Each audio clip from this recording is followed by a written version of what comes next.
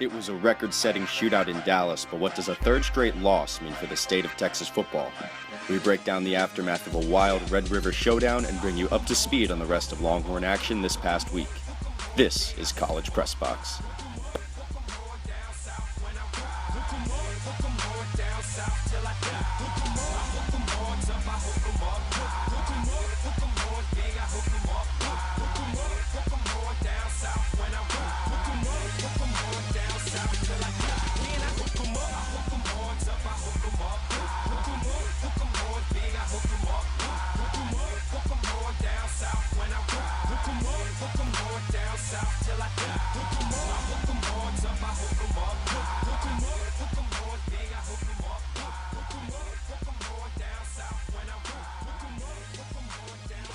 More on that in just a second, but first, welcome everybody. I'm Eric Goodman, and this is your #1 source for all Longhorn sports coverage, College Press Box. Happy to have you with us tonight as we begin at the State Fair of Texas with the 111th Red River Showdown between the Oklahoma Sooners and the Texas Longhorns. Let's go to the Cotton Bowl. Longhorn band ready for the shootout, as is the Boz. He's there supporting his Sooners. First quarter, Baker Mayfield looking, finding a man. He's got Dylan Haynes. It's the second turnover of any kind Texas has forced all year. The Texas defense looking strong early on. Longhorns lead 14-13 at the half. In the third quarter, Buechele, he finds Devin Duvernay. That's a pretty ball for 45 yards.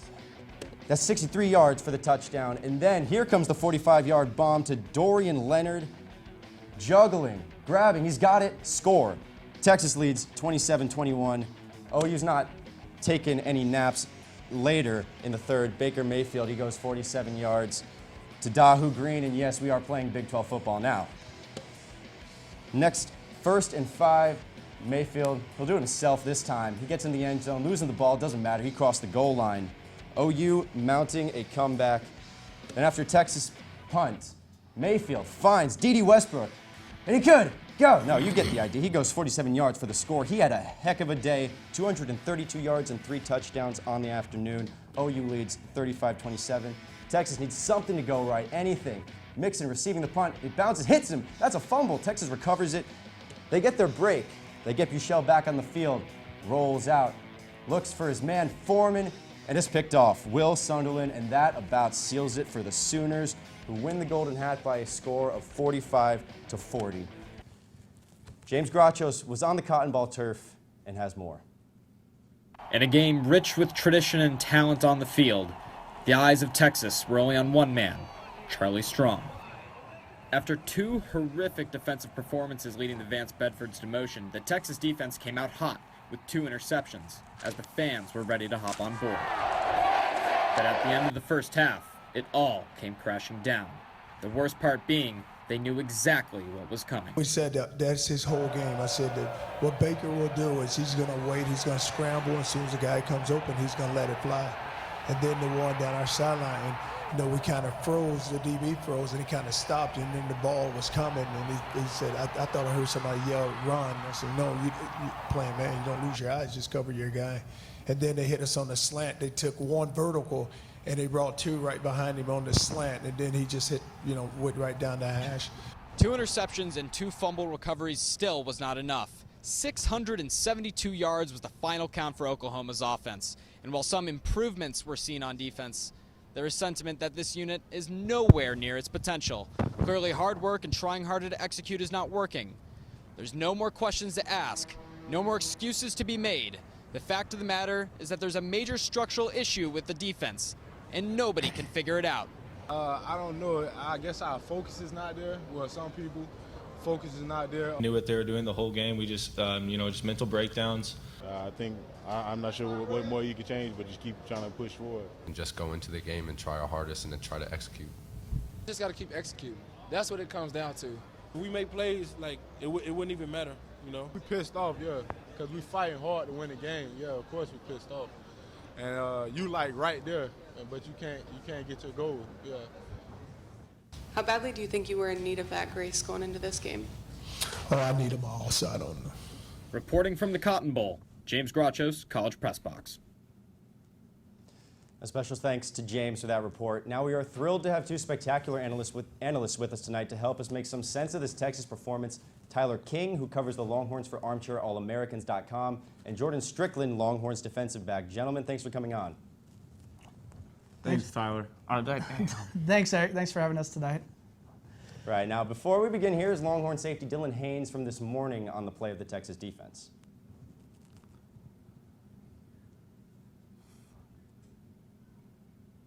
It's going to come down to the players. I don't think it's anything the coaches have done, wrong or right or, whatever that may be. Like I said, the players are out there. We're missing the tackles. We're busting the coverages. So the coverages have all been covered. It would be one thing if, we had seen something we had never seen before and we just kind of didn't know what to do and we froze, and that's what they were beating us on. But that's just not the case. So I think that just comes with a sense of pride you got to have, and, an embarrassment at the same time, when we're giving up these plays. Jordan, again, the number is 672 yards. How in the world did this happen? Thanks, Eric. So it's not even the defensive unit from a coaching standpoint now. It just comes to one-on-one matchups and execution. You look at every unit on the field, and they're all making mistakes. The defensive line is containing Baker Mayfield, but they can't close in and bring him down. This isn't Cam Newton we're dealing with. This is Baker Mayfield. We handled him soundly last year. Our linebackers are allowing P-Ryan to get to the second level. I understand he's a big back. We have guys like Anthony Wheeler, Malik Jefferson, guys who can bring a guy like that down. And then you look at the DBs. To be called DBU is a honor, but when you look at the matchup, the one-on-one matchup between Devontae Davis, Holton Hill, guys who are just letting D.D. Westbrook sneak behind him, and don't get me wrong, D.D. Westbrook is a great wide receiver, but I don't think he's a 200 yards great wide receiver. And we have the guys and the size to match up with him. I don't see how a team like Oklahoma can do that against us from an execution standpoint. The players are where they need to be. Players are where they need to be. They just haven't pulled out. They don't finish the plays. Yeah, it's all about the defense. They're just getting beat. They're not executing what they need to do. The DBs just can't get beat deep, and that's just they're getting beat over the top. There's no safety help. The corners are just biting on ridiculous double moves that they shouldn't even be biting on. Holton Hill, Devontae Davis, Chris Boyd, none of them played very well. They all bit on routes they shouldn't have had, and they got beat deep, and that's what happens when you don't stay on your man. Well, the loss definitely didn't do any favors for head coach Charlie Strong. Here was the coach this morning, obviously taking fire after a third straight loss. I don't hear half the conversations, and my whole focus is this football team and just making sure that if I take care of business, everything else will take care of itself. And you know what? We got 7 left here right now. We need to get that done. And, the support is there. We just got to make sure that we do our part. All right, boys, here's what we know. Last week, after another high-scoring loss to Oklahoma State, Charlie Strong demoted defensive coordinator Vance Bedford and took over defensive play calling duties himself. Then Texas goes out and has its worst defensive performance of the season against its biggest rival, and now the perception is that this just isn't working with the current coaching staff. So, Tyler, what's the future of this program? I'm not going to go out and say Charlie should be fired, Charlie shouldn't be fired. Here's the thing. The defense needs to turn it around, especially if Texas wants to have a winning season. They brought in Sterling Gilbert to score 35 points a game or so, and he's done that. They've exceeded that. They're scoring 41 points a game. You can't win when your defense right now is giving up 39.8 points a game, but if you eliminate the UTEP game where they only gave up 7 points, they're dead last in the country in scoring defense at 47.8 points per game. That does not cut it at Texas. So first off, they just need to turn around the defense, and then if the defense can get turned around and they can get the season turned around a little bit, then you can look at Charlie returning or not. But to get this season back on the right track, defense is where it starts, and they just got to play sound football and execute a lot better.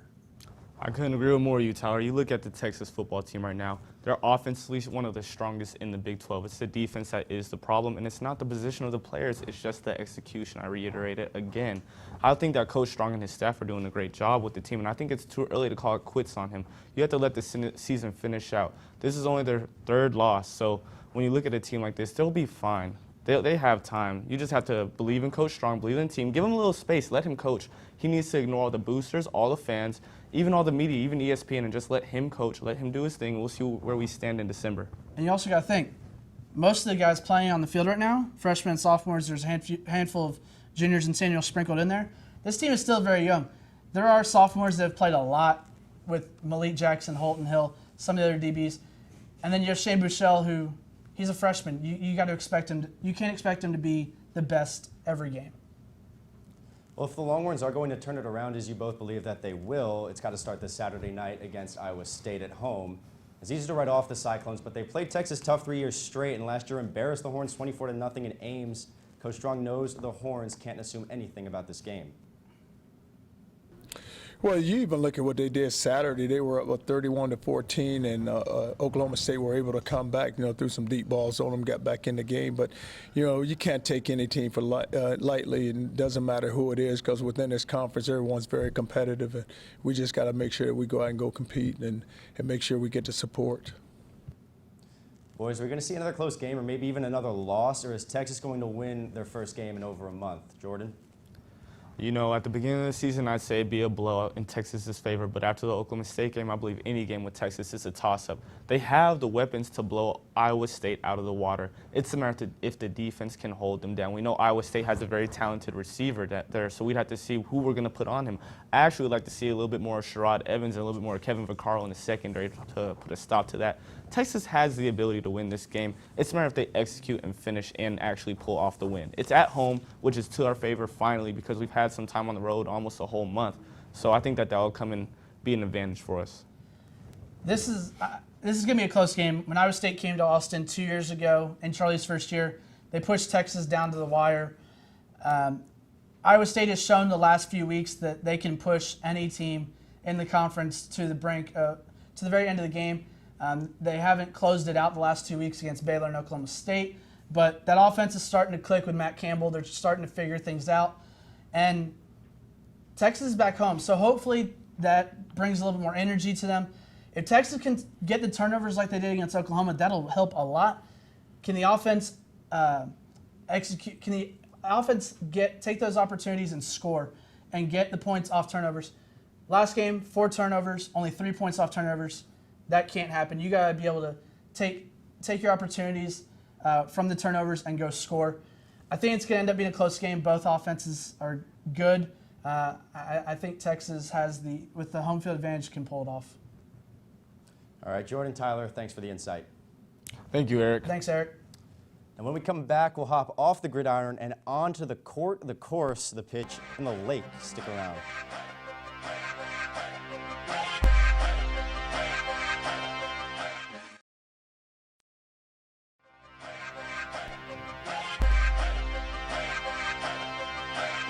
Welcome back to College Press Box. With me now is our own Katerina Biancardi. Kat, how was your Red River weekend?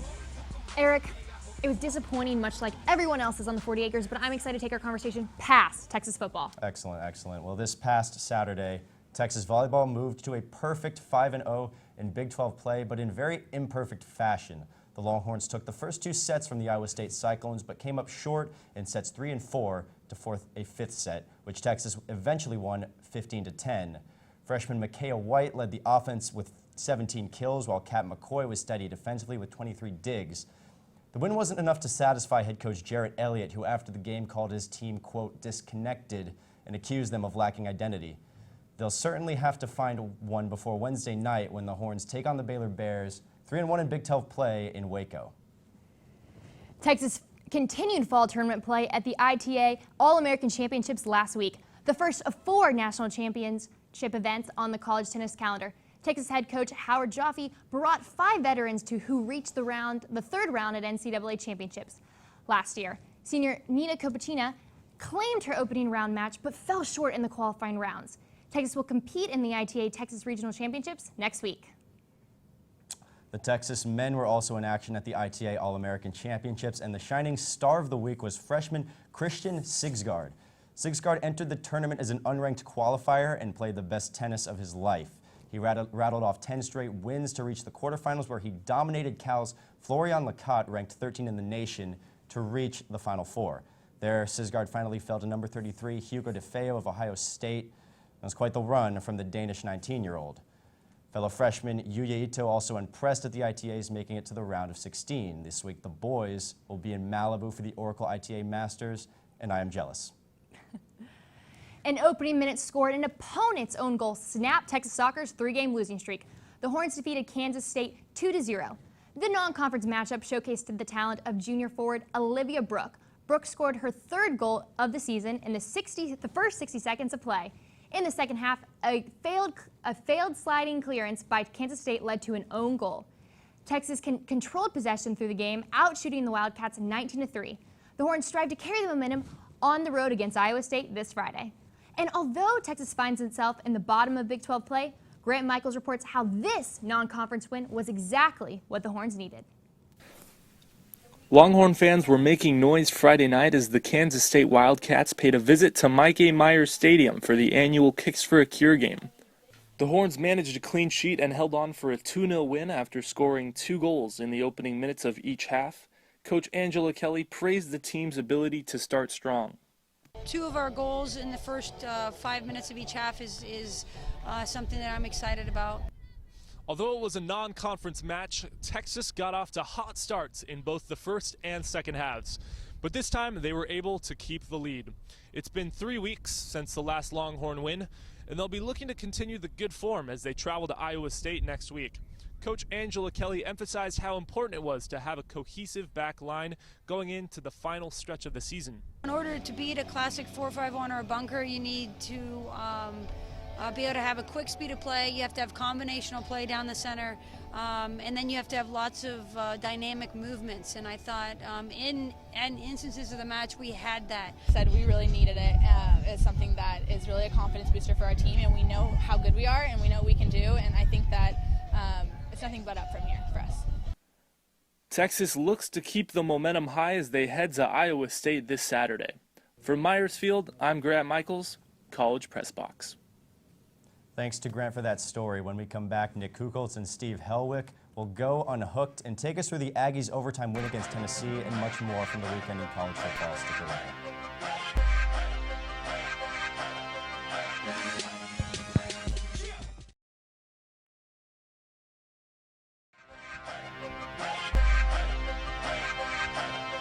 Welcome back to College Press Box and to our newest segment, Unhooked. I'm Nick Kucholtz alongside Steve Helwick. Week 6 of the college football season brought the same amount of intensity as the previous 5. From double overtime victories to 70-point blowouts, it was another weekend of opportunity for teams to make statement wins in the early stages of conference play. For the Texas A&M Aggies, that's exactly the chance they had in front of their home crowd of over 106,000 as they clashed with the Tennessee Volunteers on Saturday afternoon. Both teams entered the matchup with 5-0, but only one could leave Kyle Field victorious. Here, Trevor Knight cuts through the Tennessee defense on the read option, says good night to the Volunteers on his way to a 62-yard touchdown to put the Ags up 14 late. But the Volunteers, as usual, would roll back on Trevion Williams, goes all the way for a touchdown, and he's going. And towards the end of the play, the Tennessee defense is catching up. But could he go all the way? Nope.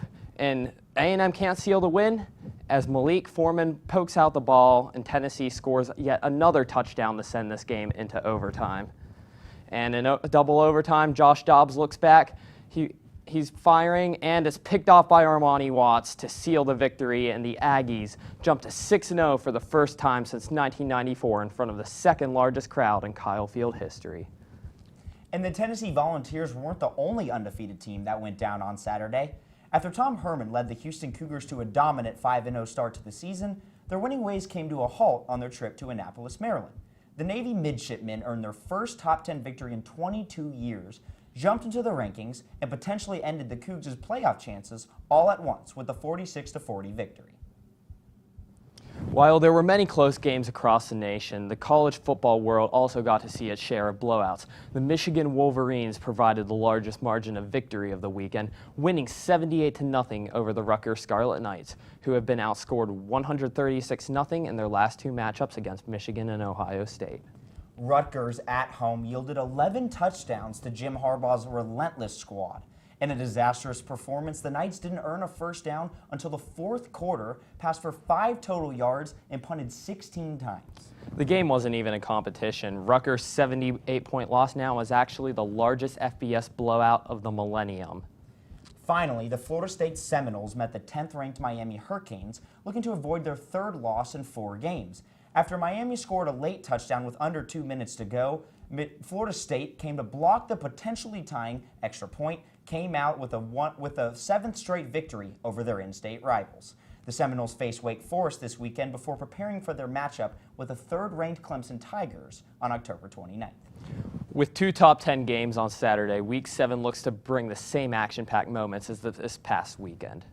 With Steve Helwick, I'm Nick Kucholtz on this week's edition of Unhooked. When we come back, you'll hear what's going on around the 48. Stay with us.